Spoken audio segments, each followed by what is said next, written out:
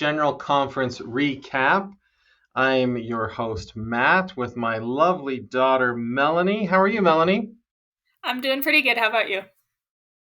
I'm doing great. So, listener, you might have been waiting, like, hey, when's that Saturday afternoon recap going to drop?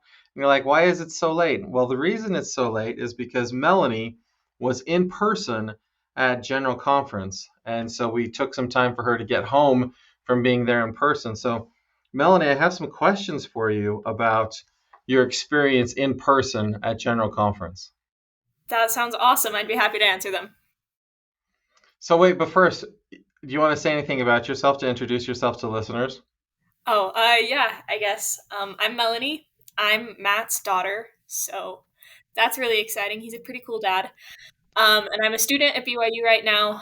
I'm studying physics and taking some Russian classes on the side, because, like, why not, you know? You also didn't mention that you're my favorite daughter in the entire world. I am his favorite daughter. It's a very special privilege. So, Melanie, you experienced something in General Conference that hasn't happened in a very long time. So, the last time that somebody who was not a member of the First Presidency conducted General Conference was all the way back in the 1980s when Ezra Taft Benson helped conduct sessions as the president of the Quorum of the Twelve. But what's really unusual this time, and I don't know how far back we'd have to go, the entire First Presidency was sitting on the stand and none of them were conducting. And I don't know how if that's ever happened before. Tell me what that was like. Yeah, it was kind of crazy because, like, I'm privileged to be part of a generation where we haven't had a lot of, like, sickly, elderly, unwell members of the first presidency for a long time, right? Growing up, the prophet's always been spick and span on top of things. Wow, President Monson. Yeah, it feels that way. I think a lot of my generation, we just remember them at their prime. And Oh, so going to General Conference today and seeing, like, firsthand that they are, like, they're people, right? And it's cool to be able to see that they can recognize which responsibilities they're able to handle and which ones they aren't, right? And saying conducting conference isn't necessarily something I need to do as a member of the first presidency. So, in order to focus my energy on the more important things, I'll let other people take charge. So, I don't know. I thought that hmm. was cool. So who came in and out in wheelchairs? Did anybody? Oh, we were on the far side of the conference center, so I can't say that for sure. But I think President Nelson and President Eyring, I think Yeah, there were that's what I two. saw on my TV. It looked on TV like President Eyring and President Nelson were leaving in wheelchairs. Yeah, they Is came that in also wheelchairs. unusual? Is that also something unusual for you to see that or to think about that? Yeah, it was kind of rough. So the people I was at conference with aren't always the most reverent of my friends. And so as we were Oh, sitting so there you waiting guys for were it, you guys were the ones where they were like, "Hey, quiet down" in the crowd during conference? I don't think so. Oh, But okay, as we sorry. were sitting there waiting for conference to start, one of my friends leaned over and he was like, "How many of these do you think this is their last conference?" And I was like, I really don't want to think about that. But it's a Oh, it's a real question at this point. Like, how many of three. them My is number this was their three. last? I'm glad you Yeah. have an answer for that question. Well, because in the Saturday morning session, President Holland kind of made it sound like maybe he doesn't have a lot more time left. Yeah, it's weird. Melanie, the purpose of life is to die. It's okay if they die. Do you This is disagree true. with that? I, Okay. there are the things that I think that I can't really say, and that's definitely one of Oh, those. okay. Okay, well, let's get into the talks. Was there a talk from the Saturday afternoon session that stood out to you? I'll admit I was kind of falling asleep about halfway through, but I really How can you liked. fall asleep in the conference center? It was so Du- cold. Like, listener, that's oh. one thing to know. The conference center is frigid. So I was just trying falling asleep to run away from that, but hmm. So when you get really cold, you try to sleep? yeah, it was cold. It All was right, all dark. right. That Okay. intermediate hymn All is right, so then necessary. You might have to go the first part then, right? If to say who your favorite talks were. Yeah, I really did enjoy Elder Bednar's talk. And I thought it was cool that he mentioned the Sabbath day specifically. Because I know you and I have had some conversations about what Sabbath day observance looks like and how it varies amid demographics and all sorts of stuff like that.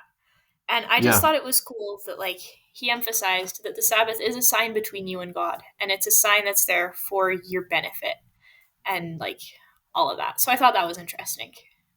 What did you think of the story he told about the member of the media who was in the celestial room and said, "I've never experienced quiet like this before"? Does that kind of resonate with you? Like that we live in a noisy world and it's hard to find quiet outside of the temple? Definitely. I'll say that story triggered like a whole other flow of thought process for me. But I think it's especially true that we do live in a world where quiet's hard to find. And the fact that someone not of our church was able to find that and recognize that there was quiet in the temple was cool. Yeah. So, listener, just so you know, there's a person on Twitter. His name is James Valentine. So I follow him during General Conference every session because he does these like drawings and then he kind of like outlines the talks. And so it makes it really easy. I never have to take notes. I can just kind of go back and refer to that and see kind of the main ideas from talks. So I'm giving a shout out to him because I'm using him as a cheat sheet to when I look at like what the talks were about. My son, who's in high school, really liked Massimo De Feo's talk, but I think that that kind of makes sense, right? That was maybe more for younger people than perhaps for me. I my personal favorite talk was Quentin L. Cook at the very end, and I can't remember the exact quote. I'll see if I can find it in the James Valentine things, but it was about oneness with Christ, and Mhm. at the very end, he said something like, being one with Christ is more important than anything else in life.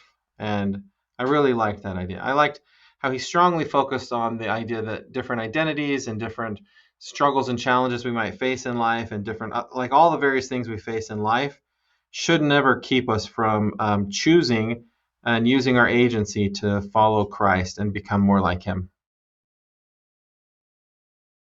Yeah, did you like that, Melanie? I loved that a lot too. And I really liked early on in his talk how he talked about how the requirements for baptism are all spiritual, right? Because I think we can Mm-hmm. look at the church or just any list of requirements and say, wow, that's something that's there to exclude others. And the Mm-hmm. requirements for baptism and the requirements for membership in the church and entry into the temple, they really aren't meant to exclude anyone, right? We don't care about your demographic. We don't care about your race, your gender, anything like that. We just care about whether you're willing to make the spiritual sacrifices necessary to grow closer to God. And I thought that was Yeah. cool. Yeah. Yeah, I like that. What did you think about the BYU Idaho Choir? Were they more impressive in person than they were on TV? Um, See, I have this student ITA for who's in the Utah Valley Choir that performed for the evening session. So I just Oh. spent the whole afternoon session thinking, why isn't my friend up there? So is it harder when you're in person to kind of like follow along with like what's happening in the session? Yeah, yeah, sometimes. It Yeah. was also funny because in the middle of the intermediate hymn, I think the whole last verse, they didn't have the lyrics up on the screen. So we were all singing there as a conference center, like the first three verses, Rejoice the Lord is King. And then the last verse, we just went totally quiet. And I was like, this is awkward. So wait, they have the lyrics on the screen so that you can all sing along, and then for some reason they were gone on the last verse? Yeah, it's just like the last verse didn't exist. And the choir was still up there singing, but Hmm. the But audience if I was. were in the congregation, I would start looking at the general officers of the church and try to figure out how many of them know the third verse of the song. Did you do We're that? too far away to see that. Oh, you couldn't. Yeah, you got to bring binoculars to General Conference, Melanie, next time you go there, so you can Okay, pick up yeah, on these details. I that's a did. good It was like on TV, they had the guy kind of he was leading the music, and it did seem at one point like he didn't know the words to the hymn, and so maybe that's what happened. He also maybe lost the words to the hymn. maybe. Yeah, I don't know. Okay, I have this question for you. There at the closing hymn was "We Will Sing of Zion." and I've never heard that hymn before. And the words seemed like they were words from scriptures. Did anyone say anything like what that hymn was or where it came from? I didn't hear anything about that, but I've Oh, heard rumors floating around that, like, with the new hymnal coming out and the fact that we're getting new songs on May 30th, some of the songs they're introducing in conference may be like hints at this is going to be in the new hymnal. So, okay. See, that's what I wondered if maybe that was a new hymnal song. yeah, we'll Hmm. see. That would be nice. I mean, I really liked the lyrics, but again, I had subtitles on so I could read it. I normally can't hear what they're saying when they're singing a hymn, but the subtitles, I was like, oh, this is a really kind of a nice song. But I wondered if that's like a new hymnal song. Any Yeah. other impressions from the afternoon session of conference, Melanie? Hmm. I liked the discussion of the Stripling Warriors in Helaman. I think that's a Hmm. story that doesn't get addressed in conference a lot because, some people aren't huge fans of the war chapters. Yeah, yeah, I'm one of But those. I don't love the war chapters. Yeah, yes, yes, they I'm well they aware. kind of bore me. Yeah, But I yeah. thought it was a cool analogy for the youth, and even though I'm not exactly in a position of leadership over the youth, it gave me a chance to reflect on my priorities and my covenants. And so I thought that was cool. But Nice. do you Were have there any any last hints? impressions? I just need to know, were there any hints? Because my general conference prediction was that Jesus is going to come tomorrow. Was there any kind of indication, anything you picked up on that that's going to happen tomorrow or maybe on April 8th, anything like that?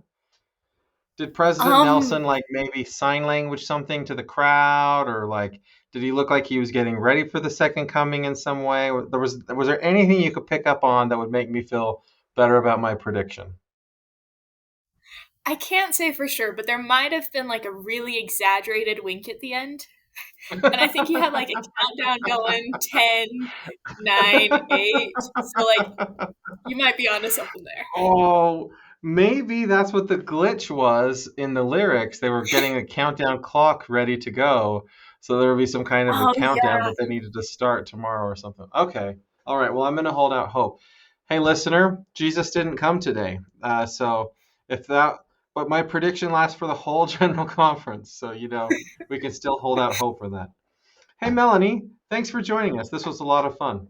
We'll have to do it again sometime. Yeah, thanks for having me. Okay.